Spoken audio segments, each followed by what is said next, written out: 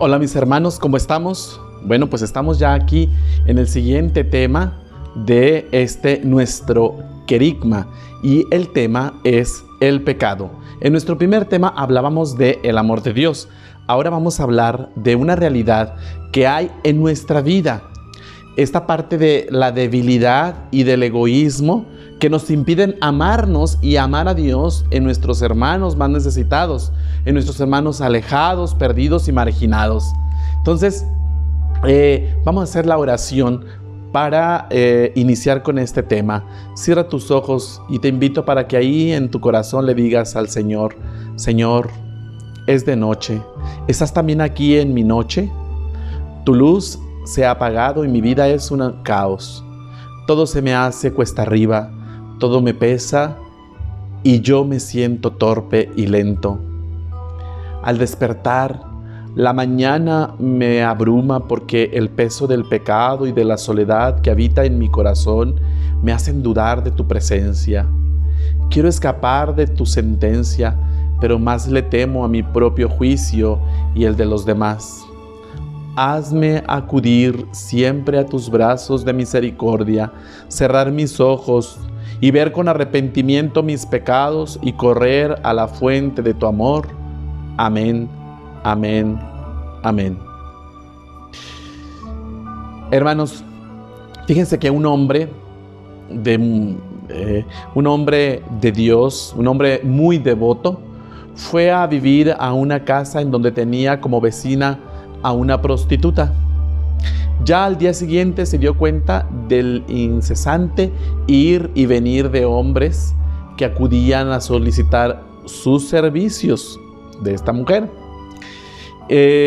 Escandalizado el hombre por la situación, se dirigió a la prostituta en estos términos: mujer malvada y pecadora, que corrompes a los hombres, arrepiéntete de tu conducta. Y para que cada día tengas conciencia de tus terribles actos, yo colocaría una piedrecita en la puerta de la casa por cada pecado que cometas. Y así cada día el hombre devoto fue sumando piedras por cada hombre que visitaba a la mujer, formando un montón con cientos de piedras de ellas, un montón de piedras. La mujer veía crecer el cúmulo de piedras y su corazón sufría, ya que la vida y las circunstancias le habían empujado a aquella situación de la que era ella la primera en lamentar. Una noche, un terremoto destruyó aquel pueblo, muriendo en la catástrofe aquel hombre tan devoto, aquel hombre de Dios murió en ese terremoto. Ambas almas, bueno, y también la mujer prostituta murió. Ambas almas fueron rápidamente conducidas ante los jueces celestes, que dictaron: el alma de la prostituta que sea llevada al paraíso y el alma del hombre que sea conducida al purgatorio. Un momento, intervino aquel hombre devoto. Aquí debe haber un error. Es ella la que ha estado pecando incesantemente todos los días en varias ocasiones, y en cambio he respetado los dictados de la moral y de los mandamientos, dijo el hombre. Los jueces se miraron entre sí sin dar crédito a lo que oían. No hay ningún error. Esta mujer tiene el alma blanca. Es posible que su cuerpo pecase, pero la vida la condujo a un destino que no pudo eludir. Pero su mente y su corazón rogaban a cada instante el poder terminar con aquel tipo de vida que tanto le hacía padecer. Tú, en cambio, tienes el corazón negro de albergar resentimiento, culpa y juicio contra ella. Eso sin contar con que con cada piedra contribuías a aumentar su humillación y su vergüenza. Tu corazón es soberbio. Que se cumpla la sentencia. Inmediatamente la mujer fue llevada a gozar de los placeres y beatitudes del paraíso, y dicen que aquel hombre que se creía un santo continúa purificando su alma en el purgatorio. ¿Cómo ven, hermanos? Ya hemos visto en el tema anterior el gran amor de Dios para con el hombre. ¿Sí? Y hoy vamos a tocar un tema que no es de nuestro agrado, y es la gran paradoja de nosotros, los pecadores, que siendo libres preferimos ver la paja en el hermano que la viga en nuestro propio ojo. Así somos. ¿Quién soy? ¿Cuál ha sido mi respuesta al amor de Dios? He visto lo que hay dentro de mí antes de ver al vecino, antes de ver al amigo, antes de ver al pariente. Caigo en la cuenta de que mi actitud de juez incluso es para con Dios mismo. Juzgamos a Dios. Queremos decirle a Dios lo que tiene que hacer. Estoy consciente de que no se puede mirar al mismo tiempo para dos lugares diferentes. Es decir, juzgar al otro y por juzgarlo no puedo ver en mi interior. Tú no puedes ver a los dos lados.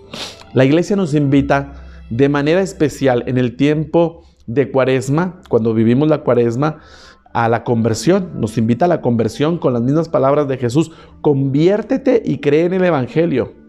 Pero ¿cómo lograr esta conversión? Lo primordial es comprender que todos somos pecadores. De allí tiene que partir todo. Tú y yo somos pecadores. Todos somos pecadores. Nadie más que el otro. Unos de una forma, otros de otra. Y me gustaría citar un ejemplo de los alcohólicos anónimos que en sus sesiones de AA se presentan como: yo soy Juanito y soy alcohólico. Y lo hacen pues aún en estado de, en estado de sobriedad, así se presentan. Pues de la misma manera nosotros podríamos presentarnos como: yo soy Fray Gilberto Calderón y soy pecador. Yo soy fulano de tal, fulana de tal y soy pecador, yo soy pecadora. Ahora bien, ¿qué es el pecado? Pues existen muchas definiciones de este concepto. En griego se dice amartía y significa no dar al blanco. O sea, no dar en el blanco. Equivocarse, fallar en el objetivo de la vida, que es la felicidad. Nos equivocamos. ¿Y quién no se equivoca en este mundo? Dígame usted. No es solamente la transgresión de un precepto divino, por ejemplo, no mentir o no robar. Es fallar al amor de Dios. Consiste en el rechazo libre del amor de Dios. Estamos ante un grave acto de rebeldía cuando, conscientes de que no es correcto, que con aquella acción yo voy a ofender a Dios o voy a ofender al prójimo, aún así lo cometemos. Es decir, el pecado es ir contra el orden que Dios ha establecido en nuestro corazón, que es la ley natural, y nos perjudica. No porque esté prohibido o porque esté mal, sino porque está dentro de nuestro instructivo de uso y estamos yendo en contra de eso. ¿Por qué ofendemos a Dios en el pecado? Fundamentalmente por las siguientes razones. Número 1, porque se desobedece a la conciencia, que es la voz de Dios que resuena en nuestro interior, y porque las leyes que se transgreden son obra de Dios, que nos brindan estos medios amorosamente para elevar nuestra naturaleza y llevarnos a gozar de Él. En estos mandamientos Dios pone todo su amor, revela en ellos su voluntad de que seamos felices. Número 2, porque es desplazar a Dios. El hombre, al pecar, toma como fin a las criaturas en lugar de Dios. En todo pecado hay una elección implícita, pero consciente, a favor de otros fines que no son Dios. De otros fines que Dios ha creado precisamente como medios para acercarnos a Él. El amor sexual, los bienes materiales, la capacidad de juzgar, etc. Entonces los tomamos como fines y no como medios. El fin último es Dios mismo. Él pone a disposición del hombre unos medios para que sea feliz y vaya hasta Él. Y el hombre preferimos quedarnos con los medios, deleitándonos en los bienes que producen placeres temporales, y se desprecia al único bien con mayúscula que puede saciar las ansias de felicidad. Número 3. Porque Dios es despreciado, ya que el hombre al pecar se sustrae a su dominio. Actuamos ante Él como el niño que rechaza un regalo magnífico simplemente porque está atraído o enfadado por otra causa, como niños rebeldes. Entonces no se valora lo que Dios nos regala desinteresadamente para nuestro bien. Ya hemos definido lo que es el pecado, pero ¿cuál es mi pecado? Porque es lo que necesito reconocer en mí para amarme, para amar a Dios, para amar a los demás y así ser feliz. Entonces la pregunta es, ¿cuál es mi pecado? Tienes que identificarlo para comprender a fondo lo interior, ¿verdad? Voy a citar algunos pasajes que nos pueden ayudar a examinar nuestras vidas a la luz del Evangelio, ¿sí? Por ejemplo, hay pecados públicos. Para poder identificar nuestro pecado, esto es para iluminar nuestro interior. Hay pecados públicos. En San Lucas capítulo 7, versículos 33, 36 y 37 nos dice que un fariseo invitó a Jesús a comer. Entró pues Jesús en casa del fariseo y se sentó a la mesa. En esto, una mujer pecadora pública, al saber que Jesús estaba comiendo en casa del fariseo, se presentó. ¿Quién era esta mujer? Era María Magdalena. Era una pecadora pública, era una mujer altiva, muy hermosa, de largos y sedosos cabellos que parecían un velo de oro cuando reflejaban el sol. Los hombres perdían el aliento nada más de verla. Ella tenía un marido muy celoso llamado Papús. Cuando éste salía de casa, la dejaba encerrada poniendo un grueso cerrojo en la puerta, pero ella siempre encontraba la forma de escaparse, llegando hasta hacer hoyos en la pared para irse con sus amantes. Hasta que un día se fugó con un soldado romano, oficial de la ciudad de Magdala, y ahí dio rienda suelta, como el hijo pródigo, a su mala vida. Era una mujer de nadie y la mujer de todos los de Magdala. Por eso la llamaban la Magdalena. Hay una extraordinaria coincidencia entre la historia de esta mujer, a quien llamaremos la hija pródiga, vamos a decirlo así, la hija pródiga, y la del hijo pródigo, que nos relata el mismo evangelista en el capítulo 15. El hijo menor, nos dice San Lucas, le pidió a su padre su herencia y a los pocos días lo reunió todo y se marchó a un país lejano donde malgastó su herencia viviendo como un libertino. Esta mujer hizo lo mismo. Ella quería disfrutar de los dones que había recibido, su belleza, su encanto, y los quería disfrutar lejos de Dios, de aquel que se los había otorgado. Y por eso se fue a otra ciudad donde ni sus padres, ni sus hermanos, ni su marido pudieran reprocharle su mala vida. El hijo pródigo lo gastó todo, se quedó sin nada y comenzó a pasar necesidad. Esta mujer hizo lo mismo. Gastó los mejores años de su vida, su juventud, su belleza, sobre todo, había gastado su corazón, dándoselo a quien no lo merecía. Había estado en el regazo de muchos hombres y en el corazón de ninguno.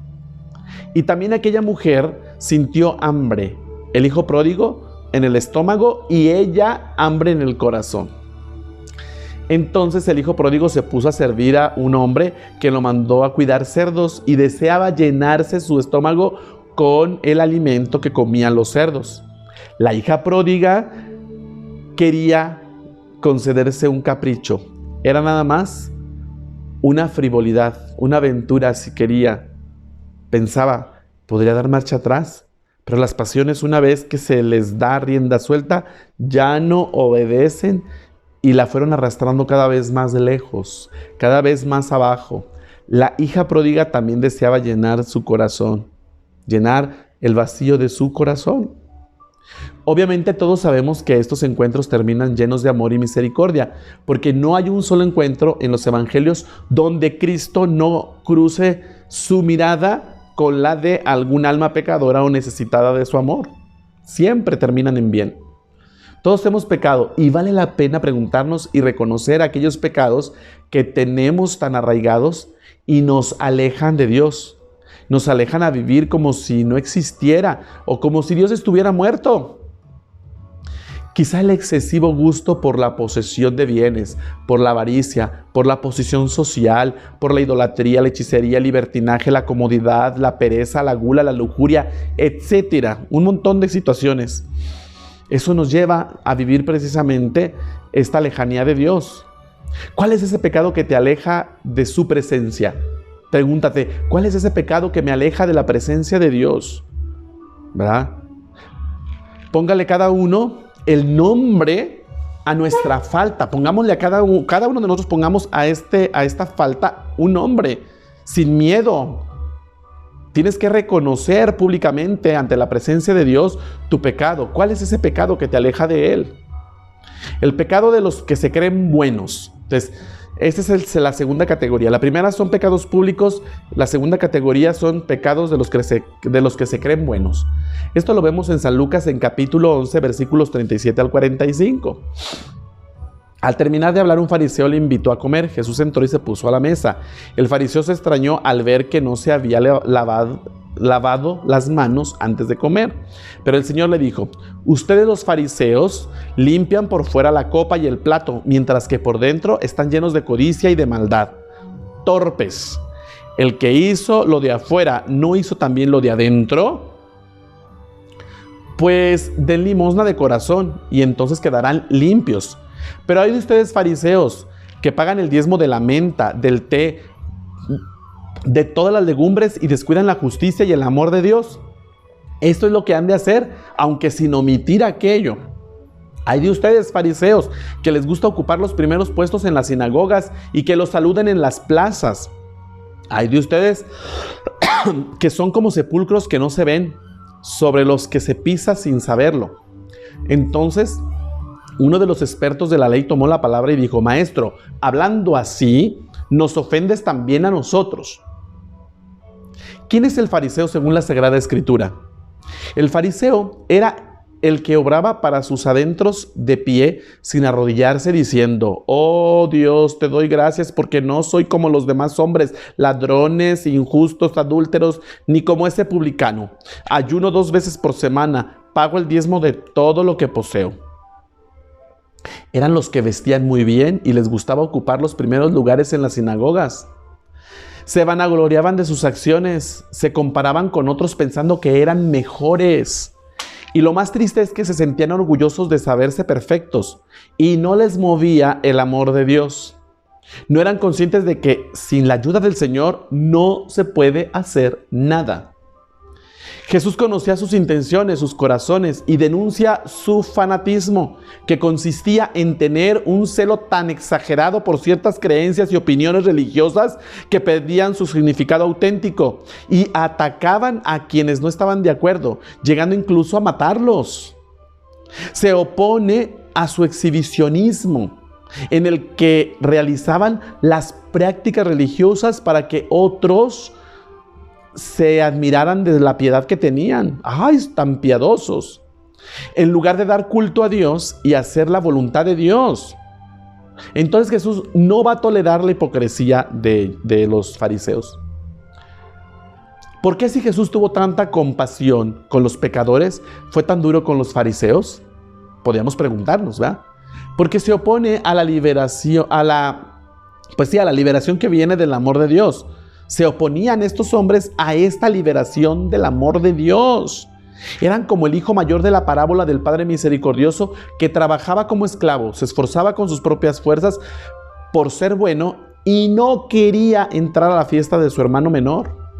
O sea, era tan bueno que nadie lo merecía. No quiere entrar en comunión con el hermano y esto le separa del Padre. Ve, escucha y juzga y le dice al Padre: te desprecio. Y el desprecio sobaja a los demás, porque quien sobaja se cree superior a todos, mientras mantiene la apariencia de ser muy bueno.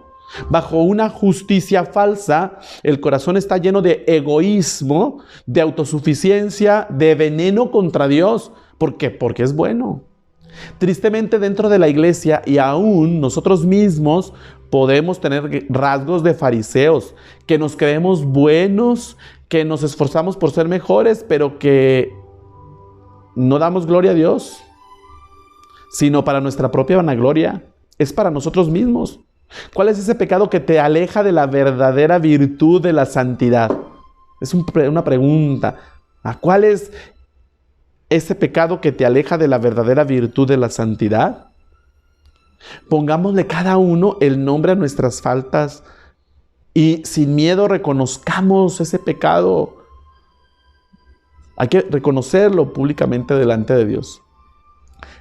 Tercer pecado, el pecado de omisión. San Marcos capítulo 10, versículos del 17 al 22. Iba ya de camino cuando se acercó uno corriendo, se arrodilló ante él y le preguntó: Maestro bueno, ¿qué debo hacer para heredar la vida eterna? Jesús le contestó: ¿por qué me llamas bueno? Solo Dios es bueno. Ya conoces los mandamientos: no matarás, no cometerás adulterio, no robarás, no darás falso testimonio, ni estafarás.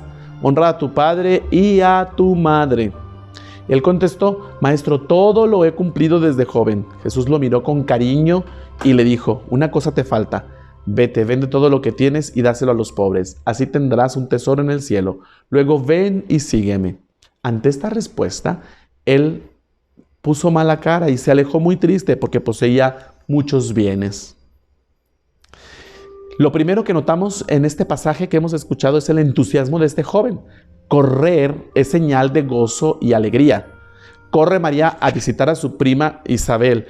Corren los pastores a Belén. Corren las mujeres a anunciar a los discípulos la resurrección de Jesús. Corre Pedro y Juan a la tumba vacía. Corre el joven porque tiene ganas de vivir, de ser plenamente feliz. Este joven no deja pasar la oportunidad y corre para preguntarle al maestro de la vida sobre el arte de vivir, cómo vivir la vida en plenitud, cómo triunfar en la vida. La juventud es entusiasmo por la vida y la vida en plenitud. Por eso pregunta: Maestro, ¿qué he de hacer para alcanzar la vida eterna? Aquel joven exitoso había alcanzado en pocos años aquella riqueza que muchos no logran en toda su vida. Tenía muchas posesiones, había resuelto sus necesidades básicas en este mundo. Pero, ¿qué hacer para alcanzar la vida eterna? ¿Qué hacer? Y es que este joven sabía de negocios, no era tonto, sabía algo que parece que muchos hemos olvidado. El cielo no se regala, se conquista. Mi salvación o condenación no dependen de la buena o mala suerte, de lo que haga mi abuelita o diga el señor cura de mi parroquia, sino depende de mí. Por eso pregunta: ¿qué debo hacer yo? La vida eterna es una tarea personal, es algo que me compete. Si hay una enseñanza clara en este evangelio, es esta: la vida eterna es aquí y ahora para los valientes que dan su sí y lo sostienen bajo cualquier circunstancia, como la Virgen María. Un sí sostenido. La respuesta de Jesús es muy sencilla: si lo que quieres es ir al cielo, cumple los mandamientos. Los mandamientos son una ruta segura al cielo, porque los mandamientos, antes que ley, son camino seguro. Y más que sabérnoslos de memoria, así como lo aprendimos en el catecismo, hay que vivirlos con desprendimiento. Esto es lo fundamental. Los mandamientos nos permiten medir y sentir el esfuerzo real que hacemos por ascender, y nos libera del engaño de creer que somos buenos solo por no hacer el mal.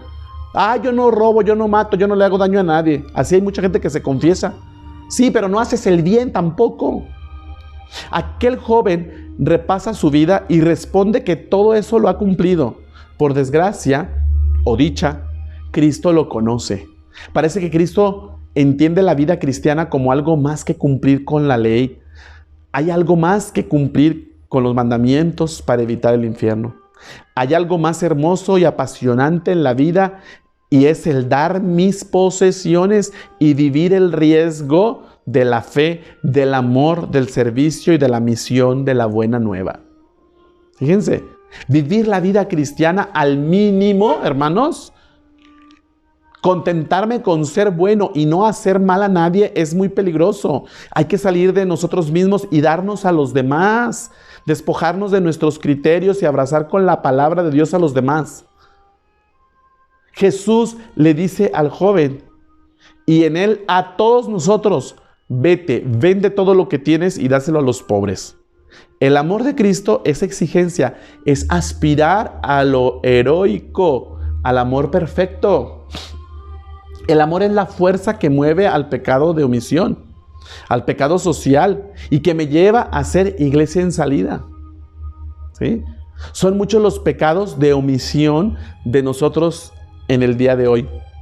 Todo el bien que podemos hacer y que no hacemos. Por miedo, por flojera, porque las cosas terrenas son más seductoras y más apetecibles. El internet, las redes sociales, y no hay tiempo para Dios. No queremos compromisos en la iglesia, no queremos compromisos con el otro. Entonces vamos a ver que a la luz del magisterio de la iglesia, vamos a ver esta realidad, queridos hermanos. Con la fuerza del Espíritu Santo se vive este tiempo de conversión, porque es una dádiva de Dios. Este tiempo es gracia de su amor que nosotros hoy reconozcamos. Vamos a pedirle que reconozcamos nuestros pecados y nos comprometamos a seguir su voz, dejando que su palabra gobierne nuestra vida. Entonces, todo sufrimiento que se genera en el mundo se genera por la maldad que en él existe, por nuestro pecado y principalmente por la apatía o la omisión de las personas de buena fe. Y es que el mal actúa mientras el bien pasivo lo permite. El bien pasivo. Llamemos a nuestro pecado por su nombre. Esto es algo importante. Como las personas del Evangelio que hemos compartido. Y no dejemos que nuestro verdadero nombre, que Dios conoce, sea cambiado por el nombre de nuestro pecado. Magdalena, fariseo, joven rico. No. Vivamos nuestra vida de conversión activa, ¿verdad? Nuestra fe cristiana y nuestro compromiso y nuestra vocación que hemos recibido sean precisamente eso que nos impulse a ser mejores, a ser santos, a ser mejor cada día.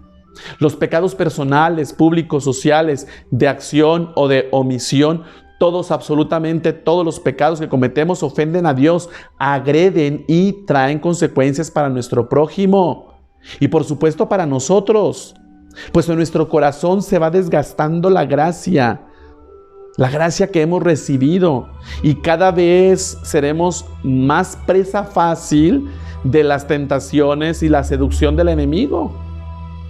Entonces la invitación es a que vivamos de manera especial, que vivamos la reconciliación. Cuando podamos salir de este confinamiento, ir a la reconciliación, ¿verdad?